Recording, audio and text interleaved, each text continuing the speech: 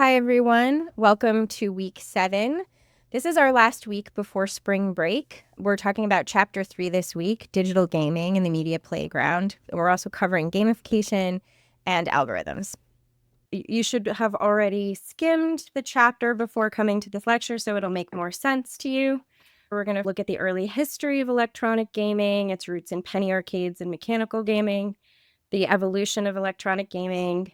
We'll talk about gaming as a social medium that forms communities of play, analyze the economics of gaming, including the industry's major players and various revenue streams, and its production as well, and raise some questions about the role of digital gaming in democratic society. And we're going to look at gamification, cryptocurrencies, blockchain, and their various impacts. The first challenge in thinking about video games is to even understand what a video game is. Is it an activity? Is it content? Is it a kind of platform? And this varies from one kind of game to another. We see differences in arcade-style games to home consoles and portable players, PC games. And then once the internet is introduced, the changes to internet gaming and RPGs and augmented and virtual reality, as well as spectator sports like Twitch and Our book mentions some of the early foundations in society and culture that set the stage for digital gaming. The legacy of the Industrial Revolution that began in the 19th century created a context where mass consumption was promoted and people were buying more things, and it became more of their everyday life to do so. The notion of leisure time was also something that was solidifying during the same period due to the development of labor unions and the work that they did to win an 8-hour day and a 40-hour week and weekends. This meant that people, for the first time, who were not wealthy, had this concept of a separation between their work life and time for them to relax. In this context, games became a popular way to fill this new leisure time. We see notions of games in the arcade when it first evolved. Mechanical games are one of the earliest links to digital gaming systems and were a wildly popular form of entertainment, mostly played in arcades that first appeared in places like train depots, hotel lobbies, bars, and restaurants, places where people often found themselves with waiting time or leisure time. Later, popular penny arcades helped to shape the future technology with the kinds of entertainment that they offered. For instance, penny arcades had a popular machine called the Bagatelle, which was an early version of a pinball game. Arcade games were popular not just as places to play games, but also social spaces to interact with other people. So even early on, gaming was seen as a space for social activity. From the late 1970s to the early 1980s, we see many of the kind of classic video games like Asteroids, Pac-Man, Donkey Kong appear in arcades and in bars. The popularity of these games drew large crowds to arcades and signaled electronic gaming's potential as a social medium. Some key innovations on the Atari machine and in Pong was that they kept score on the screens for players, which would be recorded. So when you left and came back, you would be able to see your score and play against other players even when you weren't there. You could compete to be the highest score. In this period, Pac-Man was significant as the first video game to feature an avatar that represented the player within the game. So previously, it had been objects that represented the player within the game, but Pac-Man was the first where there was actually a figure that represented you. You were Pac-Man going around eating the little ghosts. Atari became the first video game that transcended the boundary between the home and the arcade. We see early brand deals related to games, with the home version marketed through an exclusive deal at the time with Sears. The idea of a console or devices specifically used to play video games started to be used to describe video game systems in this period as well. Within consoles, we started to see higher bit rating and more sophisticated graphics. Some of the early consoles, or the Atari 2600, developed in 1977. Nintendo Entertainment System developed its first game in 1983, and Sega Genesis developed its first one in 1989. Major home console makers today include Nintendo with devices like Wii, Microsoft with Xbox and Kinect, and Sony with their PlayStation series. Games have intersected with consoles in many different ways, sometimes being made available across consoles and sometimes remaining exclusive to one brand or one console. So in order to play a different game, you would need to purchase a separate console for it. As we saw the rise in popularity of home computers, we also started to see gaming emerge on home computers. And the advantages of computers over early consoles was that they had greater versatility, faster processing speeds, better graphics. Often there were games that were free to play, but there were also subscription games. And with the advent of the internet, we start seeing the birth of social games. The internet made live online multiplayer play possible and enabled the spread of video games to converge devices and paved the way for social gaming in virtual worlds. Today, gaming consoles have become entertainment centers where multiple forms of media converge in a single device. Most gaming consoles allow you to access other kinds of content besides games and also to communicate with people. Beyond the console, an important innovation in gaming has been portable players and mobile gaming devices and forms of gaming that have developed around them. So, Nintendo's Game Boy is one of the earliest and most popular mobile gaming devices. It was originally in black and white. I played on one of these when I was young and have evolved into more interactive Nintendo Switches that we see on the market today. Portable devices are facing a lot of competition from smartphones and other kinds of touch screen devices like tablets. Many people find it's more convenient to play some games on their phone instead of having a separate dedicated device. So this mirrors the tension between gaming consoles and computers, and we see the same kind of thing playing out with mobile devices around other kinds of technology, as we've talked about in the past. The internet and mobile gaming also allows for advances in virtual reality technology that can be incorporated into games. So in 2014, for example, Facebook, or now we call it Meta, bought the virtual reality company Oculus VR, which promises a total immersion into a 3D world through their technology. This technology is increasingly being incorporated into games produced by social media companies like Facebook, but also other companies to provide more realistic and interactive experiences for players.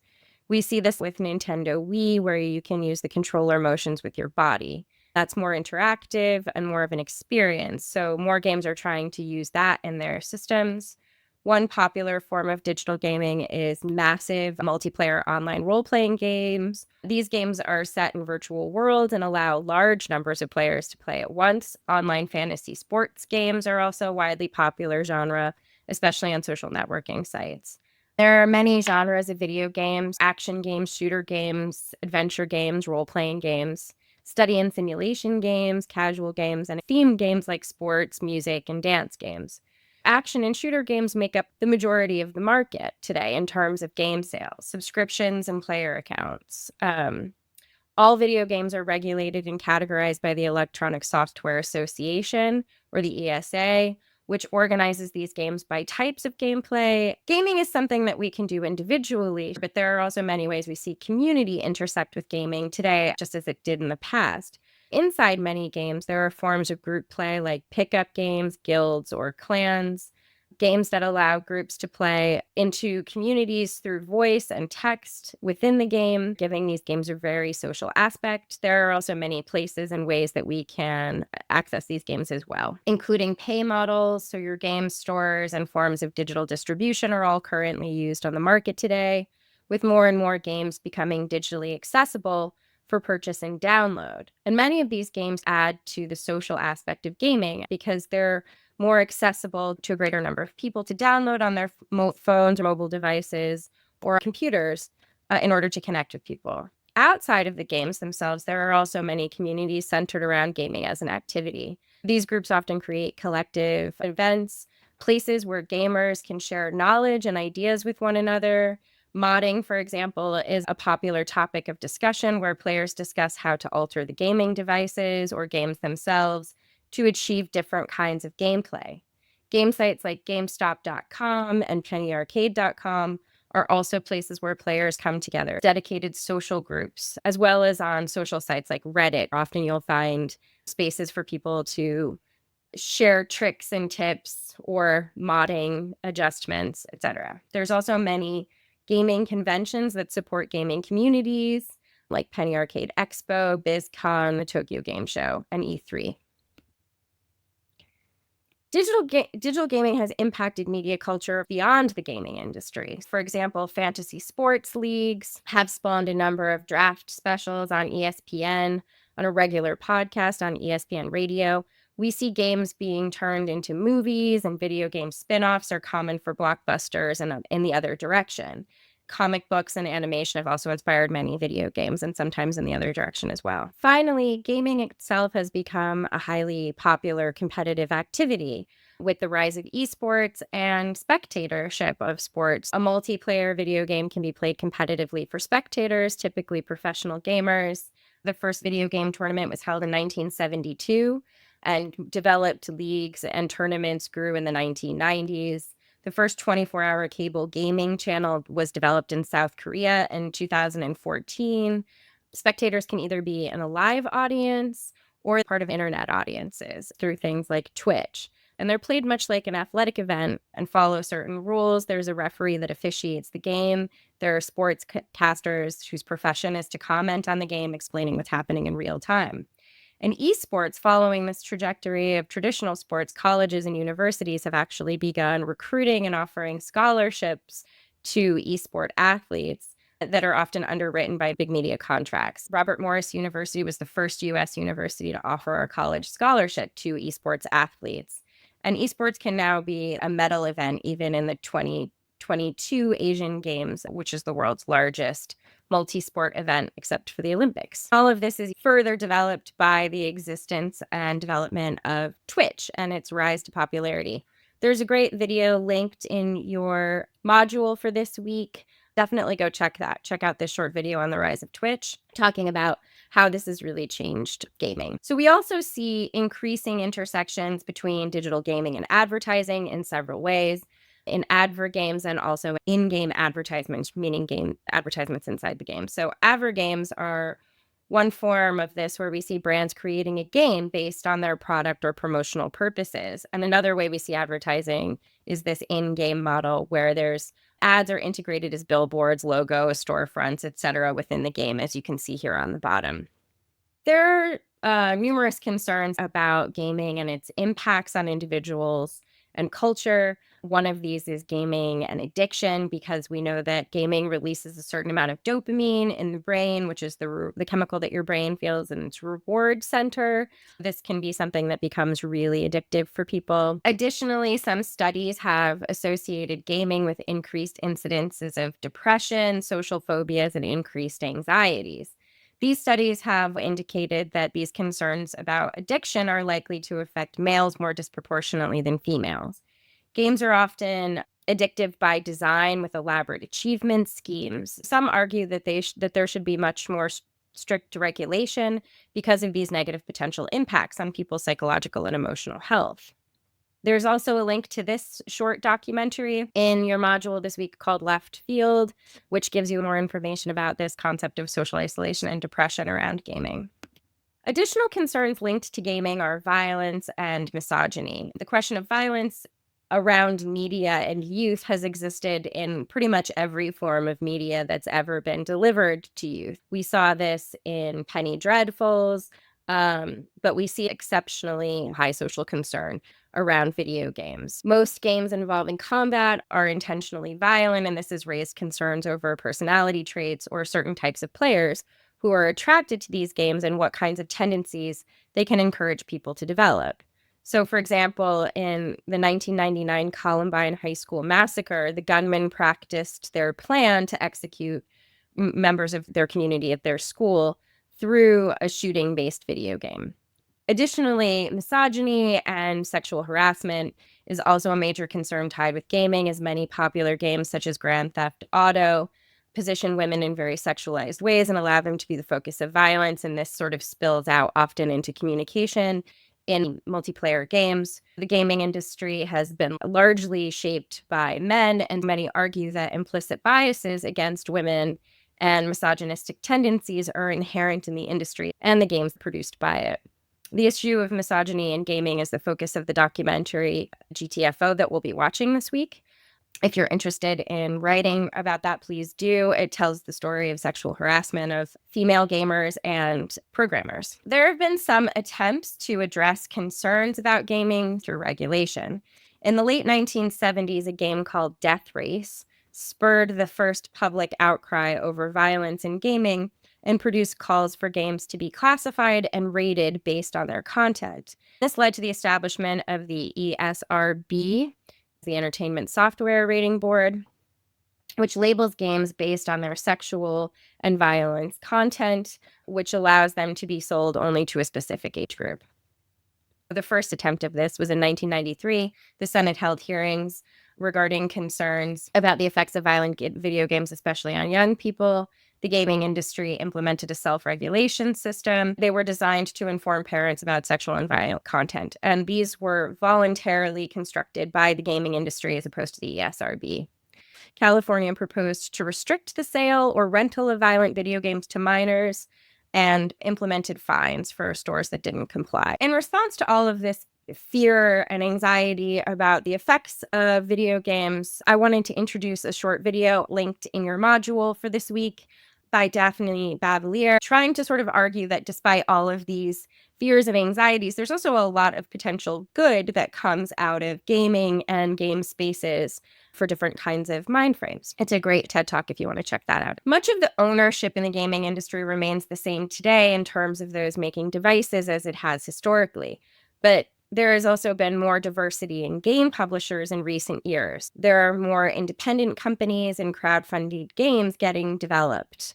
The game Invictus, for example, was an entirely crowd-funded game that became widely popular in mobile gaming. This has provided an entry point for independent game developers and also for different kinds of developers.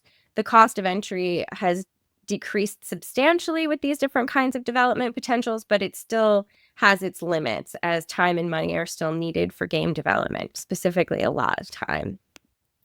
For instance, the gaming industry follows a certain series of development stages that have remained consistent. So this involves designing, coding, scoring, testing the game, licensing, and then on the post-sale end, this manifests into royalties to console manufacturers and issues related to intellectual property. The making of games often exceeds the development cost. So you can see here, this is the cost of a $60 game. It shows you sort of where that cost is all going. As licensing and marketing costs in particular have risen, game developers are paying less for game development. So they're paying their developers less, at times taking the free labor of gamers themselves to help with developing and testing games to cut costs, asking developers to do this work on spec instead of paying dedicated teams to do this. So there are also still many structural barriers to the involvement of women, people of color, and queer people and their interests and representations in video game making and the content that gets created on the other end. Increasingly, it seems as though trends in gaming technology are indicating that games will continue to become more immersive and more portable. We're also seeing a great deal of gamification. And gamification means the embedding of interactive game experiences into real life and other processes to bring competition and rewards into many other applications and technology. We see this in workforce training technologies and applications. It's becoming more common in classrooms. Anyone who's had to sit through a class with an eye clicker has some small experience of this. Social causes, fitness and health applications where you win points for, say, how many steps you get in a day or something like that.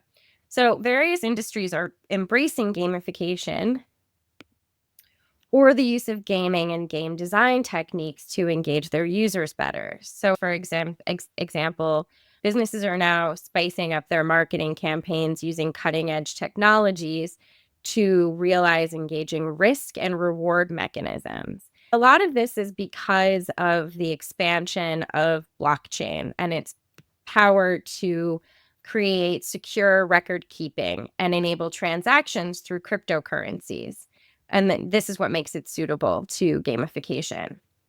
So blockchain works like this. This is, forgive me because this is not my specialty, but we're going to get through this together. So if you have data, imagine that you put that data on a block, and that block is then encrypted with a specific code. When you add a new block with that new data, the data is also encrypted based on the previous block. Each block relies on the encryption of the block before it. What makes this important is that if you change something on one block, it will invalidate every block after it. So you can't hack into a single block alone and take the money, right? This isn't real money yet. This is ledgers. It's sort of a record of money, but you can't hack it, right? So people are really invested in blockchains because of its security, because of its publicness, and because it doesn't belong to any particular bank or other institution. So it's extremely secure and known as a write-only script. It can't be altered the way that other forms of currency can be in ledgers, say, of banks, for instance. So in the process of gamification, rewards from certain games and gamified campaigns will create virtual assets. Starbucks, for instance, has recently run a promotional gamified reward system where the more you spend at Starbucks, the greater your reward get. And the way they keep track of that is through a blockchain. For video games, items can be acquired by successfully finishing assignments or by conquering rivals. These digital items can then be made accessible to a participant or tied to particular accounts. This becomes a kind of ownership. This then moves us into cryptocurrency. Often these points get translated into applicable currency in the world. Cryptocurrency is when the data on the block is a ledger of money. It's a record of who is owed what. The cryptocurrency itself is not the money, it is a marker of money, a marker of value in other places. There are numerous kinds of cryptocurrency. There's Dogecoin, there's Bitcoin, there's Stellar, Ripple. There's a whole bunch of different kinds. Dogecoin was a cryptocurrency that was created sort of as a joke by software engineers. But nonetheless, I think there's about $29 billion worth of Dogecoin available at the moment in the world, right? And so then the next step from cryptocurrencies and Bitcoins is something called Ethereum and NFTs.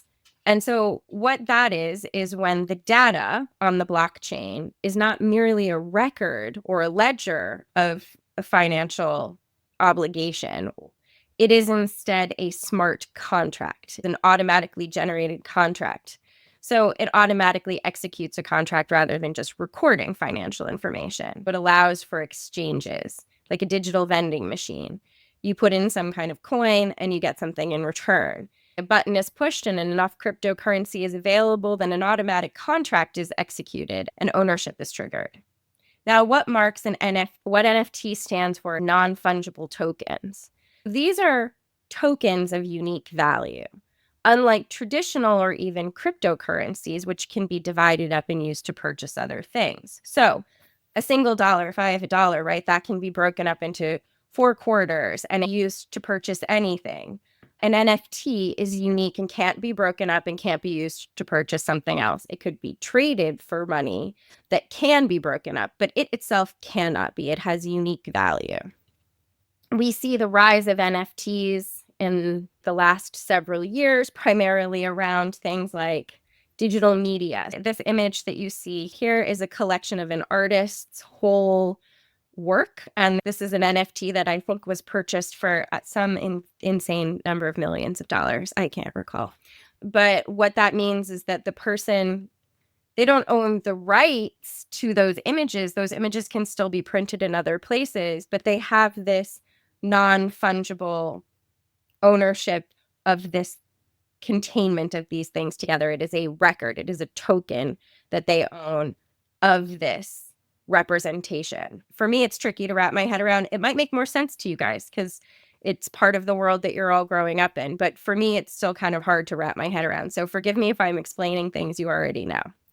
The next thing to think about in all of this is the fact that this has very real ramifications, right? So if you think about what blockchain is, it's a collection of data that needs to be kept in servers. That means there's an incredible amount of physical space and physical resources that are mined, not to mention an enormous amount of energy that's used to keep these things constantly running so that these records stay active 24/7, 365 days a year into eternity, presumably, right? And so related to this is also something called Bitcoin mining, which is the process by which new Bitcoins are entered into circulation and the way that new transactions are confirmed by the network. It's a critical component of the maintenance and development of a blockchain ledger. So one thing I wanted us to think about that our book doesn't really ask us to address that much is what are the impacts of digital commerce and blockchains and this process of gamification? So how and why is cryptocurrency mined is an important conversation. And we see here, this is a representation on the bottom of a small town in Iceland that has become central to cryptocurrency mining. And I sent you guys an article to read for this week, looking at what the impacts of this are. We also see people who are called gold farmers, people who specifically play video games for the purposes of earning points within these systems of blockchains for other gamers to use so that they can advance through games without having to devote that many hours to play. So that's an interesting representation of the way real currency and cryptocurrency and value within a blockchain system move back and forth. I hope you guys find that article interesting. I think this is going to be one of the major concerns for your generation to think about what this looks like when we have these massive spaces where data has to be kept and cooled. These massive spaces of server storage get very, very hot. And we tend to imagine, and we're encouraged to imagine, data as existing in kind of this ethereal way. Things are on a cloud, when in reality, this is a deeply material reality that involves physical alterations to the climate, to the environment, in order for us to gain the materials and the energy needed to produce these things. Finally, I didn't really get into it for this lecture so much, but I'm going to include a short video for you all to check out about one of the ways that gamification has also altered the stock market. People treat the stock market as a game space. And we saw this play out with the GameStop scandal when a number of people decided collectively, because of their communications on social media, to try to save GameStop, specifically a former game selling store. Well, it still exists, but one that was starting to go the way of Blockbuster, because we mostly buy our games online these days.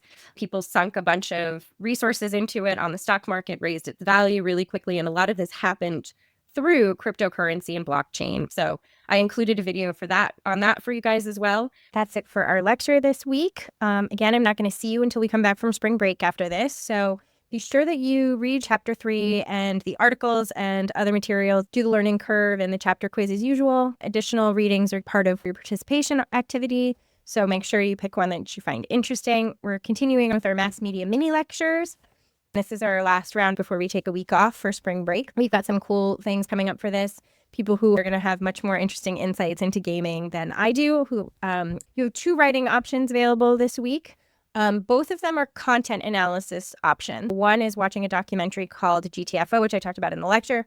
The other one is doing an analysis of a video game where you're tracking who the main character is, how the game is structured, and thinking about some of the issues that came up when we were looking at first-person shooter games and what those perspectives might entail for a viewer. So you'll do that analysis. Both of these are content analysis options. I just want to remind you, you can choose one content analysis and the other needs to be a survey. You can also just do 2 surveys if you prefer not to do content analysis. If you have an easier time analyzing data, talking to people rather than looking at narrative film or something like that, that's fine. You can choose 2 surveys instead. But everybody has to do at least 1 survey because I want you guys to get practiced at what it means to ask people questions and analyze that data, because that's a big part of what media scholars do. So it's good practice for you. If you have any questions about that or grading for those, if you haven't turned one of your writing assignments in yet, I really recommend you turn one in before spring break. So I have time to look at that, get your grade updated, see where you're standing with your writing. You can do a resubmit at some point during the semester, but you also want to have had some good feedback. Don't wait until the end of the semester and do multiple ones. And then maybe there's some stuff that you could really improve and you run out of time to do that. Make sure that you have at least one of those submitted before spring break. Have an awesome spring break. I hope you do something fun, get some rest, visit friends and family. Take care. Bye.